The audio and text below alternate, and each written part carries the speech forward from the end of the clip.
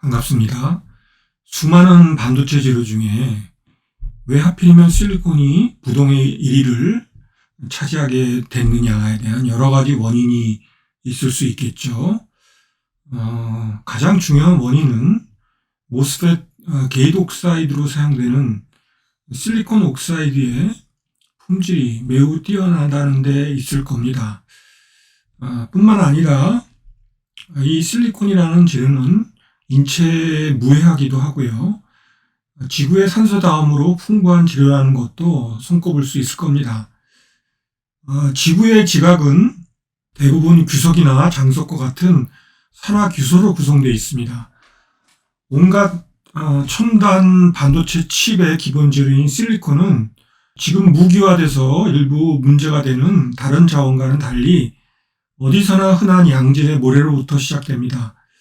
이번 영상에서는 시리즈물로 계획하고 있는 반도체 로직 공정의 첫 번째 편으로서 실리콘 웨이퍼에 대한 중요한 사항들과 또 이런 그 웨이퍼를 통해서 진행되는 반도체 공정의 환경, 즉 클린룸에 대한 내용들을 다루도록 하겠습니다. 실리콘, 즉 규소죠. 이 재료는 지각에서 두 번째로 풍부한 원소로 알려져 있습니다. 첫 번째는 물론 산소죠. 규산염이라는 암석과 모래 내에서 자연 상태로 존재합니다. 우리가 반도체 칩 제조에 사용되는 이 원소 실리콘은 상대적으로 불순물이 적은 고순도 석영 또는 규사라고 하는 규암 모래로부터 생산됩니다. 석영모래, 백사 또는 산업용 모래라고 알려진 이러한 규사는 실리콘과 산소의 두 가지 중요한 요소로 구성된 화합물이죠. 즉 실리콘 다이옥사이드, SiO2 아닙니까? 석영은 종종 흰색이거나 무색이지만 다양한 색조로 나타날 수 있겠습니다. 각 모래의 색상은 주로 자원을 구성하는 강물과 암석의 종류, 불순물에 따라 또한 달라지기도 합니다. 우리가 규사로 간주되기 위해서는 그 재료가 적어도 95%의 SiO2와 0.6% 미만의 산화철을 함유해야 한다고 알려져 있죠. 모래가 이 기준을 충족하지 않으면 흔히 일반 모래로 우리는 불리고 말겠습니다. 반도체 웨이퍼 원재료로 사용되는 실리콘 등급의 일종인 이 일렉트로닉 그레이드 실리콘을 우리가 만들기 위해서는 그 전 원재료인 메탈러지컬 그레이드 실리콘, MG 실리콘이라고 할게요. 이 MG 실리콘을 전기 장치를 이용해서 우리가 변환해줘야 합니다. 사실 이 첫 번째 정제를 통해서 얻어진 이 MG 실리콘이라는 재료는요, 사실상 철강 제조에 더 많이 사용됩니다. 1차 제강 중 우리 용선, 액체 상태 처리죠. 그리고 용광 생산에 중요한 역할을 합니다. 즉 제철이나 제강 중 우리가 사용되는 그 슬래그, 철 위에 떠 있는 일종의 찌꺼기인데 우리가 의도적으로 이 제철이나 재련할 때 사용하죠. 이 슬래그의 염기도를 결정하는 중요한 성분이기도 합니다. MG 실리콘은 반도체 칩 제조에는 아직 직접 사용하기에는 그렇게 순수한 편은 아닙니다. 따라서 전 세계에서 생산되는 이 MG 실리콘, 1차 정제된 실리콘이죠. 이 생산량의 약 5% 내지 10% 정도의 분량만이 반도체 제조에 사용되기 위해서 조금 이따 얘기할 2차 정제 과정으로 넘어가게 됩니다. MG 실리콘을 우리가 생산하기 위한 가장 흔한 방법은 여기 규석이 있죠. 실리카가 있고요. 우리가 모래 가능한 한 아까도 얘기했듯이 순수한 상태의 이런 그 규사를 우리가 채취를 하게 되고요. 이거를 잘게 분쇄합니다. 그 다음에 환원제로 사용되는 탄소, 코크스죠. 코크스, 분쇄된 코크스를 보시다시피 전기로에 이렇게 유입을 합니다. 전기로에 유입이 된 이 재료들이 약 2000도씨 정도에서 가열이 돼요. 가열이 되면 이를 통해서 산화 상태로 있었던 SiO2는 환원 과정이 일어나게 되고요. 즉 여기 보시는 SiO2는 탄소와 반응해서 실리콘으로 환원되고 CO2가 방출하는 이런 과정이 일어나게 되고요. 용융된 실리콘이 이렇게 전기로에 만들어지게 됩니다.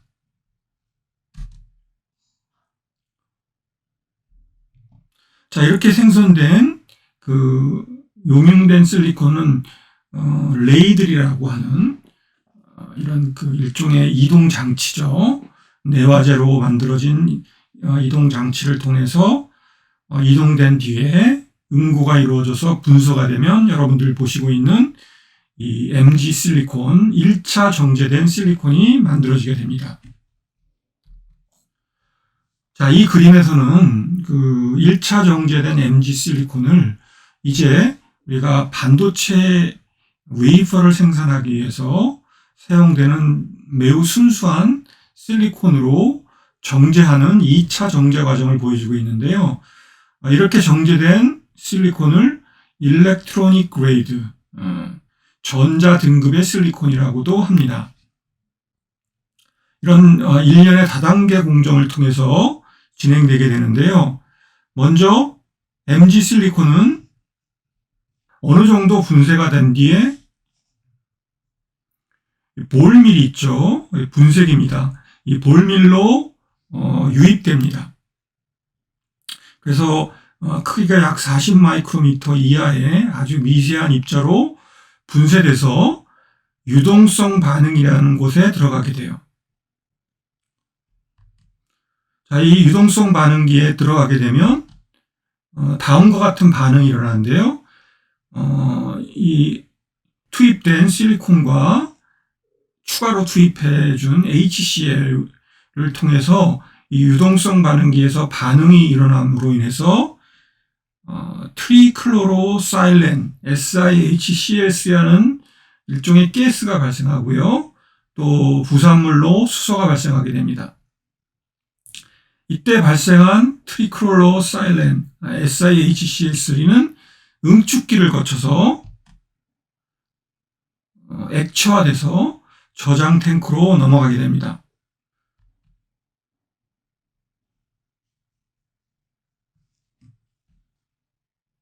자, 이렇게 생성된 트리클로로사일렌 액체는 보시는 실리콘 기화기라고 불리는 이 장치 내에서 우리가 공급해준 수소와 반응하게 돼요. 이 반응을 통해서 보시다시피 다시 순수한 실리콘이 기체 상태로 발생하게 되고요. 그리고 부산물로 HCl 가스가 발생하게 됩니다. 자, 이런 그 과정을 일으키는 장치를 우리는 이 케미컬 베이퍼 증착기라고 부르고요. 이러한 공정을 시멘스 공정이라고도 합니다. 반응을 통해서 발생한 실리콘 기체는 이 증착 장치 내에 있는 냉각 막대, 로드들에 증착이 되면서 고체의 실리콘으로 증착되게 됩니다. 이렇게 만들어진 실리콘이 이제 우리가 다음 단계의 웨이퍼를 생산하는 원재료가 되게 됩니다. 그러나 아직 완전히 불순물이 제거되지는 않았고요. 원하는 단결정 상태를 또 만들어줘야 됩니다. 그래서 다음에 얘기하게 될 결정 성장법으로 넘어가게 됩니다.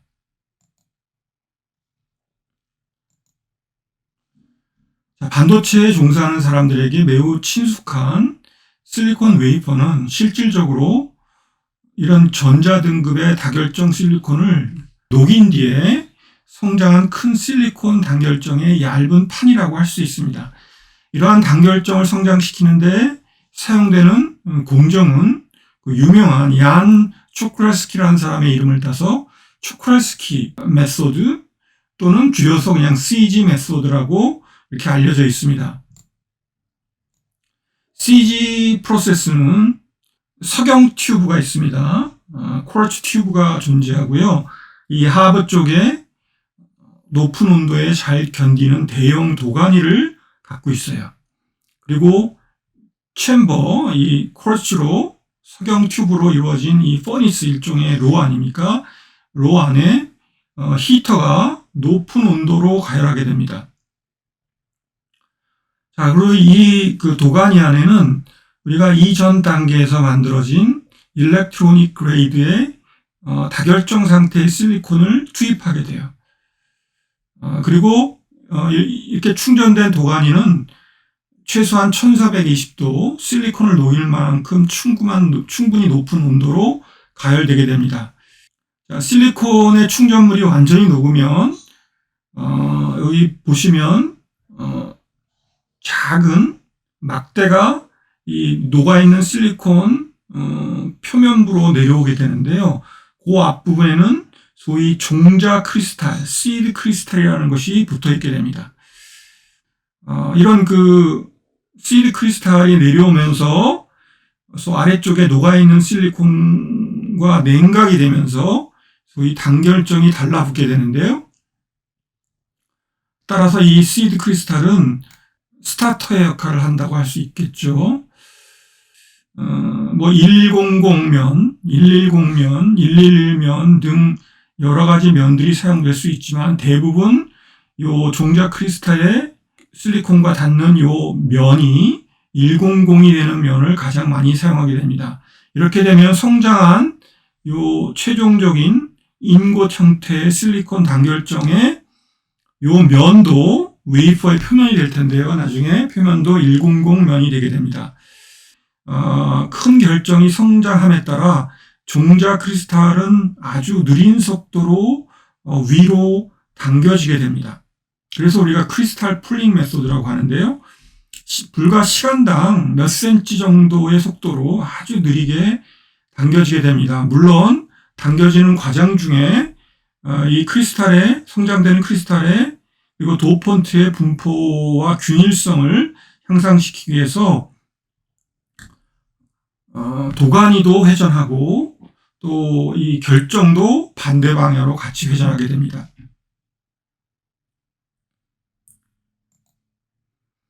서서히 올라가면서 회전을 하죠. 그러면서 종자 크리스탈로부터 큰 형태의 실린더 형태의 이런 그 크리스탈이 형성되게 됩니다. 최종적으로 성장된 매우 큰 단결정은 원통형 모양이라고 얘기했고요.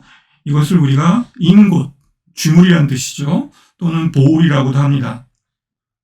실리콘 웨이퍼의 전 세계 시장 점유상은 그림처럼 일본의 시네쭈나 썸코와 같은 일본 회사들이 반 이상을 독주하고 있습니다.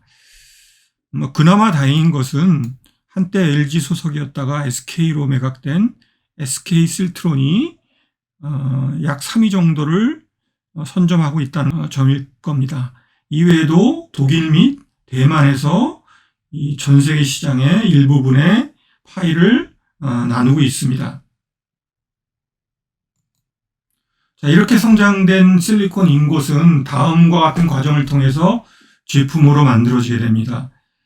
먼저 성장시킨 실리콘의 인곳 표면부를 제거한 뒤에 소잉 방식으로 절삭을 하게 됩니다. 그 뒤에 이 절삭 중에 생긴 표면의 어떤 데미지층을 제거하기 위해서 랩핑이라는 과정, 즉 양면을 얇게 연마를 해서 그 표면부를 갈아주는 과정이죠. 그래서 두께가 얇아지게 됩니다. 그 뒤에 다시 표면부를 에칭에 식각해주게 됩니다. 이 랩핑을 하는 과정 중에 또 수 마이크로미터의 깊이까지 표면의 결정 구조가 손상이 생기게 됩니다. 이 표면 손상층을 제거하기 위해서 화학적으로 에칭을 하게 되고요. 이를 통해서 결정학적으로 결함이 없는 표면을 만들게 됩니다. 이렇게 어느 정도 표면부의 결함이 제거된 뒤에 최종적으로 폴리싱을 하게 됩니다. 우리가 CMP, 케미컬 미케니컬 폴리싱이라고도 하죠. 이 단계를 통해서 실리콘 웨이퍼의 마지막 표면 결함을 제거하는 단계입니다. 이 단계를 통해서 원자 규모에서 잔존하는 거칠기를 제거하고 매우 평평한 거울 표면의 실리콘 웨이퍼를 얻을 수 있게 됩니다. 자, 이후에 물론 마지막으로 우리가 세정 작업, 클리닝을 해주고 테스트를 한 후에 출하하게 됩니다. 일부 팹에서는 아직도 6인치 웨이퍼로 생산하는 곳도 있지만 실리콘 웨이퍼의 경우 현재 표현 크기는 300mm, 직경으로 12인치 크기라고 할 수 있습니다. 두께는 약 780 마이크로미터, 즉 1mm가 살짝 안 되는 두께죠. 웨이퍼의 표면 수직 방향의 밀러 지수상으로 100 방향이 되는 웨이퍼가 주로 생산에 사용되고 있고요. 이 방향은 여러분들 보시고 있는 이 그 결정 구조가 실리콘의 결정 구조인데요. 이 한 변의 방향이 바로 100 방향이 됩니다. 바로 웨이퍼의 표면의 수직 방향이 바로 이 100 방향이 되도록 그렇게 웨이퍼를 생산하는 거죠. 꽤 오래전부터 보다 큰 웨이퍼, 그러니까 생산성을 높이기 위한 것이죠. 같은 공정을 통해서 더 많은 칩을 우리가 얻을 수 있으니까.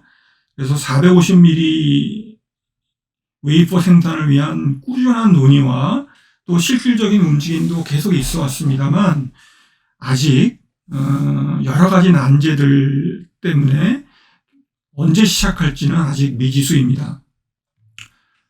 자, 마지막으로 반도체 제조 공정이 이루어지는 클린룸에 대한 설명을 드리도록 하겠습니다. 여러분들 지금 단면을 보고 계시는데요. 반도체 제조 공정 또는 인스펙션이 진행되는 우리가 공정을 흔히 패브리케이션의 약자죠.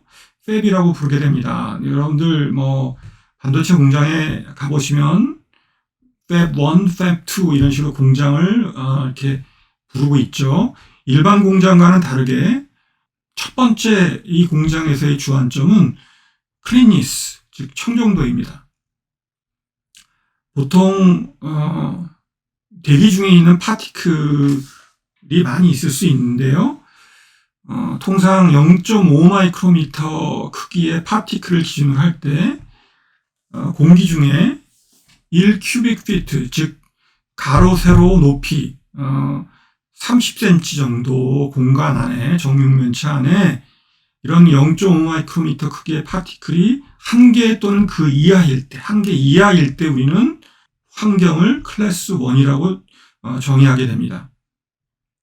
물론 10개 이하면 클래스 10, 100개 이하면 클래스 100 이렇게 부르겠죠. 현대의 반도체 공장들은 지역을 우리가 베이 지역, 공정이 진행되는 지역이라고 하는데요. 이 지역의 클래스를 가능한 한 최고의 수준으로 유지하려고 해왔습니다. 그래서 클래스 제로를 보통 구현하려고 노력을 해왔고요. 자, 그런데 이 팹이라는 것이 등장하죠. 이 300mm 웨이퍼의 크기가 200mm에서 300mm로 커지게 되면서 이 이전에는 카세트라는 위에 웨이퍼를 여기 보시면 쭉 웨이퍼를 25장을 꽂게 되어 있습니다.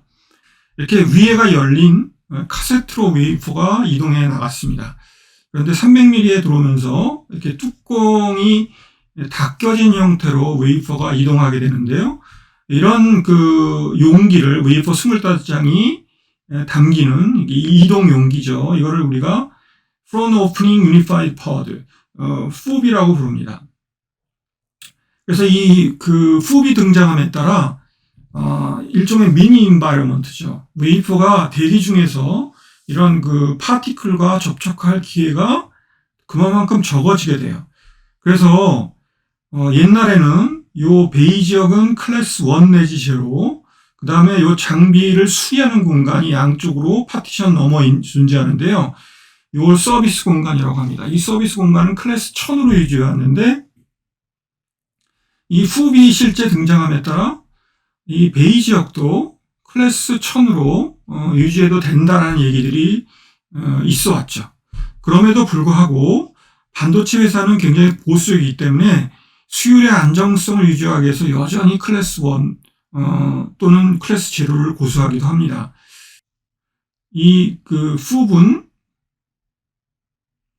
천장에 일종의 기차 레일처럼 되어 있는 이 이송 장치를 통해서 천장으로 이동하고요.